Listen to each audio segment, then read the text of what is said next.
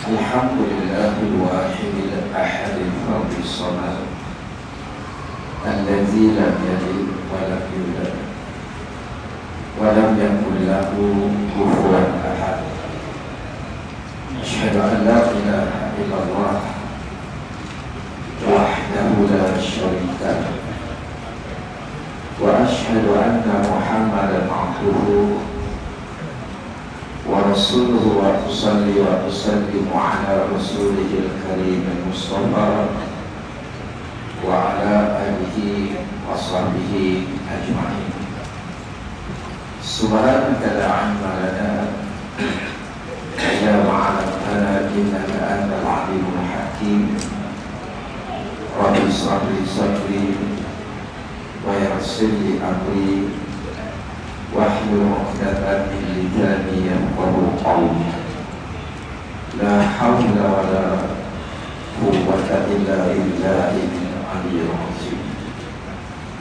Terima kasih Dr. Imam, pengurusi serta ahli jaga kuasa masjid, Sunni dan Muslimat yang dirahmati Allah Subhanahu wa Ta'ala. Pertama dan selamanya kita merafakkan setinggi-tinggi kesyukuran di atas nikmat iman dan nikmat Islam, dan seterusnya kita merafakkan rasa syukur kerana sehingga pada saat ini masih lagi Allah kurniakan kepada kita kesempatan untuk kita dapat meneruskan kehidupan di atas muka bumi. Lagi juga kita mengambil peluang untuk kita meningkatkan iman takwa kita kepada Allah Subhanahu wa Ta'ala. Dan kita bersyukur kerana Allah Ta'ala juga telah berikan keizinan, kesempatan bagi kita untuk kita dapat berada pada bulan Ramadan, dan alhamdulillah dapat kita memasuki masa yang terakhir lah, iaitu masuk pada 10 malam yang terakhir. Itu malam yang Allah Ta'ala janjikan dengan Lailatul Qadar. Dan seterusnya kita berharap mudah-mudahan Allah terus-menerus beri kekuatan, keizinan kepada kita untuk kita dapat melakukan amal yang soleh, sehingga kita memperolehi husnul khatimah dari pengakhir kehidupan kita nanti, insyaAllah. Dari muslimin dan muslimat Allah Subhanahu wa Ta'ala, wala nabluwannakum bisyai'in minal khawfi wal ju' wa naqsin minal amwali wal anfusi was samarat wa basyiris sabirin. Dan kami benar-benar akan menguji kamu dengan ketakutan, dengan lapar, dengan kekurangan harta benda, kekurangan jiwa, buah-buahan, dan berikanlah berita gembira kepada orang-orang yang sabar. Dalam ayat ini Allah Subhanahu wa Ta'ala menyebut tentang balasan kegembiraan kepada mereka yang sabar untuk sentiasa mentaati Allah Subhanahu wa Ta'ala.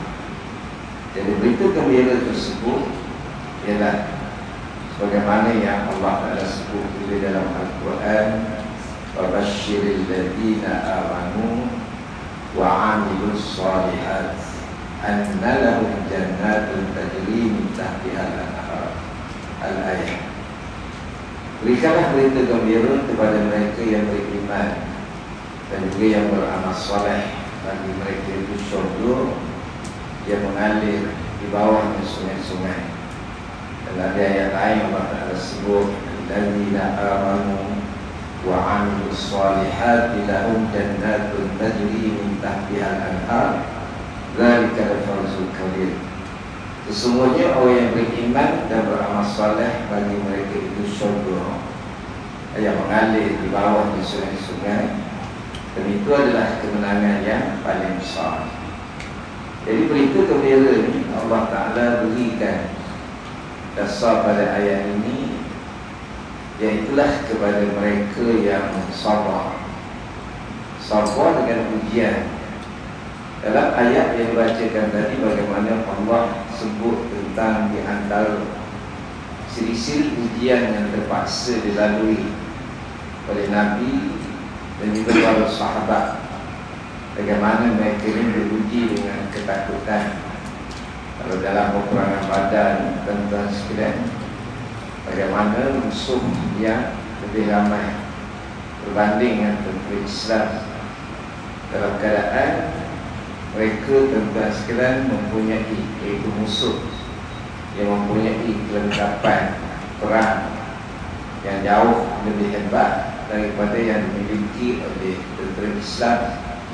Apatah lagi, tuan-tuan sekalian, itu adalah peperangan yang pertama yang terpaksa dilalui oleh umat Islam.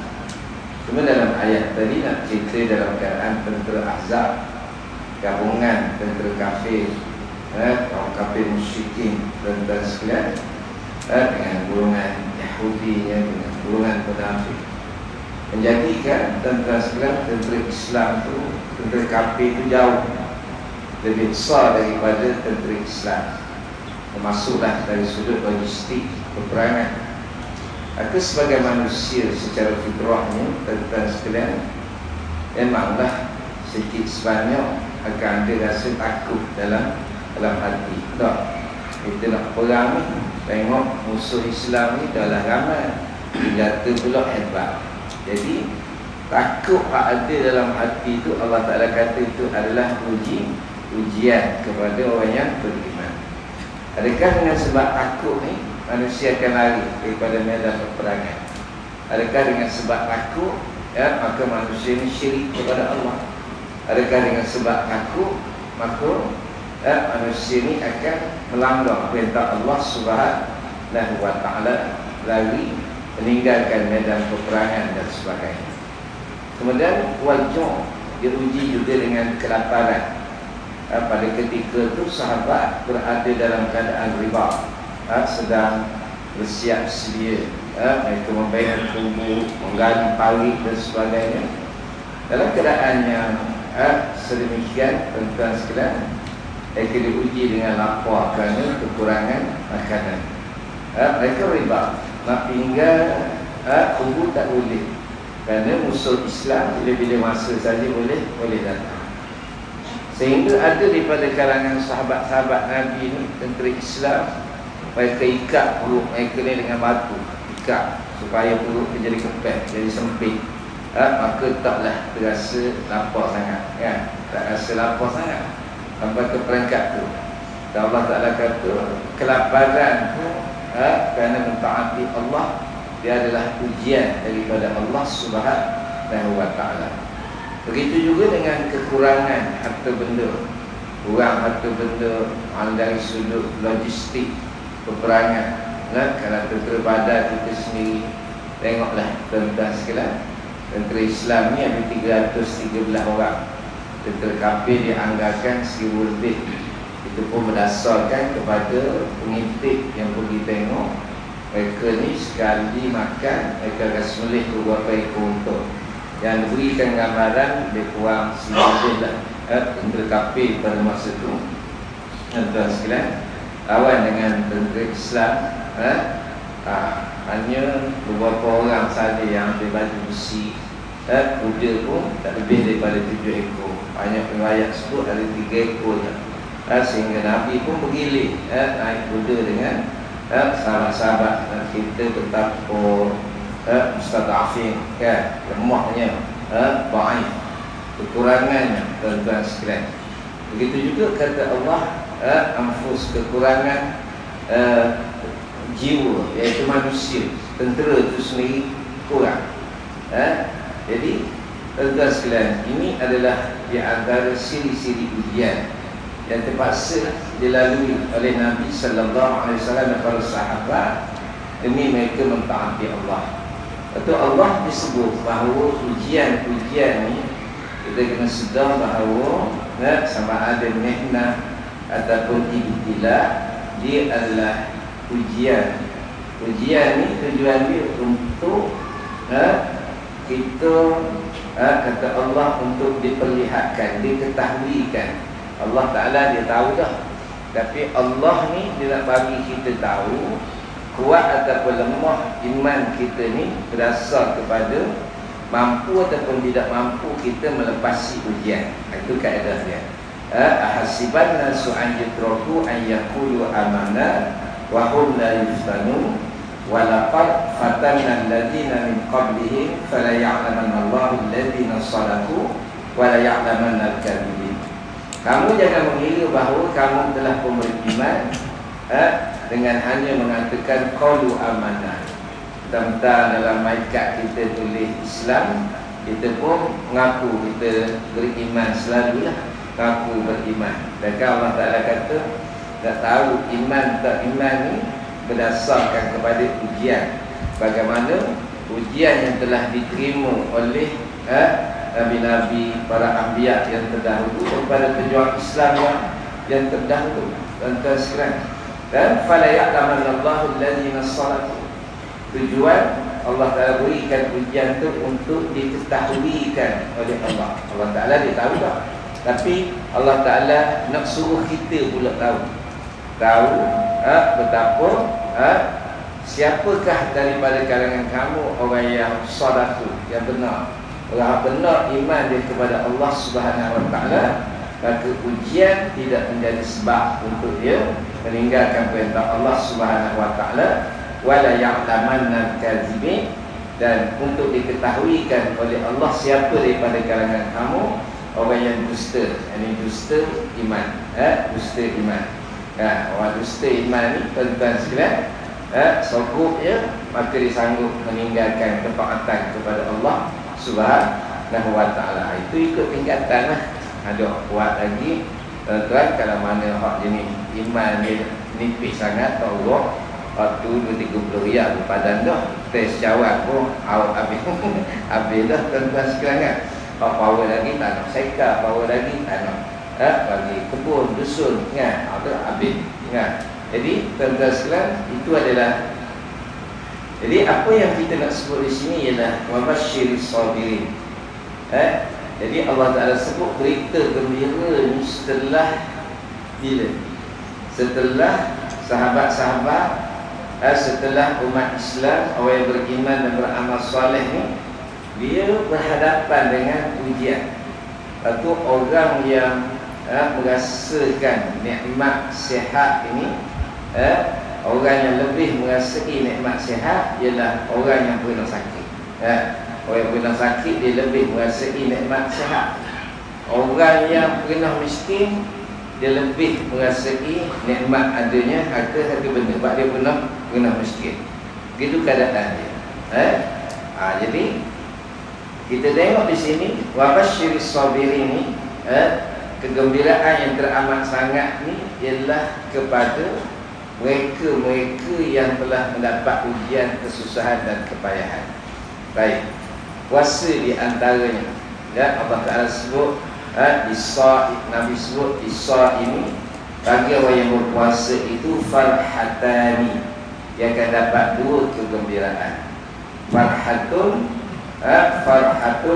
inda fitri wa farhatun inda liqa'a rabbi. Kegembiraan pertama kata Nabi wa farhatun inda fitri, iaitu kegembiraan pada waktu berbuka. Tak ada lah tuan-tuan sekalian, bulan puasa ni benda yang paling mengembirakan kita ialah waktu berbuka. Tak, paling menggembira. Lepas tu tuan-tuan sekalian, kalau bulan lain maghrib tunggu orang. Maghrib tu tunggulah orang. Orang pada tahu ya, main bola tu, hak banyak fighter tu, banyak nyapu sampah je tu, buat tak tahu. Tok Bilal tak ekat nak bang, tuan-tuan sekalian. Tok Bilal tu punya dah lama bang, khidmat masjid 30 tahun. Daripada hitam sampai kening pun jadi putih. Lama dah tak tahu. Tapi bila bulan puasa ni semua pakat nunggu maghrib belaka. Tunggu maghrib belaka tuan-tuan sekalian. Nak cerita ini dia wa farhatun inda fitri. Iaitu kegembiraan. Kegembiraan waktu buka ni kenapa? Sebab kita dah lapar lah pada siang hari tu, sepanjang hari kita dah harga, kita lapar. Maka bila azan maghrib itu adalah waktu untuk kita berbuka. Maka kita akan rasa gembira. Dia matching dengan hak tadi. Wa basyir sabirin. Setelah sahabat ni susah, mengalami berbagai tekanan, tribulasi dan sebagainya, Allah beri kita gembira. Jadi tanda tuan-tuan sekalian, kita nak tengok kegembiraan seseorang ni, tuan-tuan sekalian, kita boleh tengok melalui ibadah puasa ni lah. Di antaranya ialah waktu berbuka. Tapi manusia ni tunggunya waktu maghrib. Jadi kita ni tuan-tuan sekalian, dulu hadis ni kita baca dah 2-3 kali dah. Man ahabba liqa Allah ahabballahu liqa'ah. Man kariha liqa Allah karihallahu liqa'ah. Barang siapa yang suka bertemu dengan Allah, Allah pun suka bertemu dengan dia. Dan barang siapa yang benci bertemu dengan Allah, Allah pun benci bertemu dengan dia. Baik. Tanda seseorang ni tuan-tuan sekalian, dia suka pada satu benda. Contohnya bola lah, bola kan. Hari muda-muda pun suka tengok bola juga. Jadi tak apalah kita cerita berkongsi hobi. Berkongsi hobi. Memang satu sejarah. Asal umur berapa? 16 rasa. 16. Faham dapat final. Saya tak ingat tahun bila tahun 80-an. Di Kuala Lumpur kan. Bila ada kita sekolah hobi. Minta amok, ngecek-ngecek buat. Dapatlah RM2. Kongsi lah. Yang kawan 4 orang naik taksi. Naik taksi. Semua sekolah lagi masa tu. Bincang-bincang naik taksi. Ada. Lepas tu sampai ke Temeluk, berhentilah makan nasi. Salah pergi makan patih masa tu, patih Leon tu. 4 orang 90 lebih. Sudah. Pak makan berbayar wajib hantar balik Kuantan. Tak rasa tengok bola. Dah sejelas sejarah menengok bola. Tuan-tuan sekalian, dia suka dengan bola ni, jauh pun pergi. Bola 8.45, kita pukul 3 dah ada dalam stadium. Pukul 5 dah masuk kan, sebab suka. Benda kita suka. Kalau perempuan tu suka tengok movie lah, biasa kebiasaan. Perempuan ni dia suka terhibur kan. Suka terhibur. Patutlah kalau budak-budak perempuan ni, kalau dia ni suka berhibur, kita cadang dia nikah orang tua. Umur 70 gitu. Waktu tuan sekalian, sebulan tak habis lagi cerita. Akhirnya cerita zaman Jepun, zaman Puan Merah kita ada. Ada terhibur. Cerita pukul 3. Pukul 4 dia siap lah. Siap lah kena masak apa semua itu begini. Sebab benda dia suka. Lagi kata ulama, man ahabba liqa Allah ahabballahu liqa'ah. Tuan-tuan sekalian, kita nak Allah suka pada kita ni, maka kita kena buat apa yang Allah Ta'ala suka. Contoh macam mana kesukaan, sebagaimana farhatun inda fitri. Kesukaan kamu pada waktu berbuka, kita tunggu awal, kita tunggu maghrib, tuan-tuan sekalian, suatu yang sangat dirindukan oleh orang yang berpuasa, azan maghrib sampai salah tidur, bunyi bahasa bangun minahi. Tuan-tuan sekalian, isteri dia kata, ni asal apa pergi minum. Kita ingat maghrib, serupa macam maghrib tu. Memang tuan-tuan sekalian, bak rindu. Boleh tak dalam ibadah ni kita begitu? Kita nak, macam mana kita nak Allah ni disuka pada kita? Dalam keadaan kalau kita tak suka apa yang Allah Ta'ala suka, dan apa yang Allah Ta'ala benci, manusia suka. Dan apa yang Allah Ta'ala suka, manusia benci. Tak mungkin. Tuan-tuan sekalian, Batu tu suka. Kalau suka dengan satu-satu ibadat, dia tunggu tuan-tuan sekalian, tekun kan bagaimana apa 7 golongan manusia mendapat naungan pada hari akhirat. Salah satunya kata Nabi, orangnya lepas je salat maghrib dia rindu ke salat isyak. Lepas salat isyak dia rindu ke salat subuh. Allah tak ni dah. Lepas tu satu benda yang kita suka ni kita akan buat sama. Itu tanda kesukaan. Itu buat sama. Lepas tu kita ni tuan-tuan, jangan kita ni macam buku lampu pula. Saya ni duduk siraman tu. Kalau kat rumah saya tu, rumah tepi semua hitam, apa jalan hitam. Kalau bulan biasa ni merah, ibu jumpa kita ada orang ambil pun.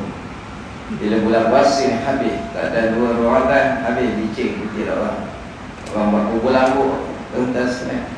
Kubur lampu ni start di 1 Ramadan, dia pun sampai lalu masjid kubur lampu. Sampai lalu masjid, sudah penuh dengan kubur lampu. Esok habis Ramadan, tak ada lah orang kubur lampu. Kita janganlah standard kubur lampu tu. Main Ramadan keluar di masjid, habis esok tak ada. Sama naik dengan tambah daging kita tu 2 kali 5. Isunya yang saya nak bawa ialah kita kena didik hati kita ni supaya menyukai apa yang Allah suka. Sebab kita nak mati ni dalam keadaan kegembiraan Allah menyambut roh kita. Man ahabba liqa Allah ahabba Allah liqa'ah. Kaedah dulu itu. Jadi sebab itulah sebagai penutup, baru 15 minit habis itu lah. Nak pesannya, maknanya kita ni tuan-tuan sekalian, bila Allah Ta'ala sebut zalikum khairul lakum in kuntum ta'lamun. Kita ni tuan-tuan sekalian, kita akan suka sesuatu ni bila kita tahu benda tu. Bila kita tahu, kami kita nak macam mana nak rasa dalam hati kita ni supaya kita dapat merasakan bahawa akhirat tu lebih baik daripada dulu. Nikmat yang Allah Ta'ala janjikan kepada kita berupa pahala apa semua gitu gini adalah lebih baik daripada isi dunia. Hak ni hak nak kena ada dalam hati kita. Ya Allah Ta'ala sebut zalikum khairul lakum in kuntum ta'lamun. Betul orang sanggup pergi berjihad, pergi mati dalam peperangan apa semua gitu gini sebab zalikum khairul lakum in kuntum ta'lamun. Dia tahu tentang akhirat. Nak tahu ni tuan-tuan sekalian, ilmu. Kita kena sedar. Satu, masjid ni buat aktif dengan majlis ilmu datang. Allah Ta'ala sebut dalam Al-Quran, may yuridillahu bihi khairan yufaqihu fid-din. Itu satu. Kemudian apa, yaf'allahu allazina amanu minkum wallazina utul ilma darajat. Tuan-tuan sekalian, daripada orang beriman Allah Ta'ala angkat darjat. Tapi wallazina utul ilma darajat, daripada kalangan orang beriman Allah Ta'ala angkat pula darjat daripada kalangan orang berilmu. Orang beriman ni ramai, so pendek pun beriman, judi pun beriman, Allah pun beriman. Tuan-tuan sekalian, asal dia tak percaya kepada Allah, percaya kepada rukun iman, dia beriman. Tetapi tuan-tuan sekalian, darjat yang Allah Ta'ala angkat daripada kalangan orang beriman ni wallazina utul ilma darajat. Allah Ta'ala angkat pula orang berilmu daripada kalangan orang beriman dengan beberapa darjat.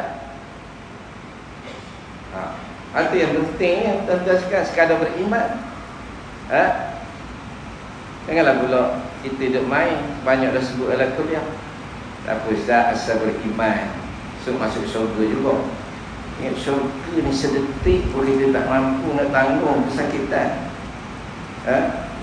Kata kena masuk syurga, neraka sehari tak apa dah. Ingat boleh main. Tuan-tuan sekalian, sedetik pun jangan. Tuan-tuan sekalian, jadi kena balilah ke masjid, ke mana-mana tempat untuk ilmu dan sebagainya supaya kita ni sehingga terbentuk hati kita ni meyakini akhirat tu lebih baik daripada. Di sinilah akan mendatangkan, menimbulkan kesukaan kita kepada ibadah terhadap Allah Subhanahu wa taala. Jadi cukuplah sekadar itu dulu. Ini kalau kita nak dapat kegembiraan yang Allah Taala sebut tu, maka kita kena mujahadah lah, kan? Mujahadah nak hari masjid, mujahadah nak solat, mujahadah nak puasa, mujahadah. Di mujahadah yang mudah kita kena banyak tinggal kesukaan dunia ni, kan? Banyak tinggal. Dan malah suka, tetapi kita kena tinggal untuk kita melakukan ketaatan kepada Allah. Jadi saya mengucapkan terima kasih kepada semua yang sebelum pada ini sudi memerlukan sumbangan untuk saya buat operasi dan sebagainya.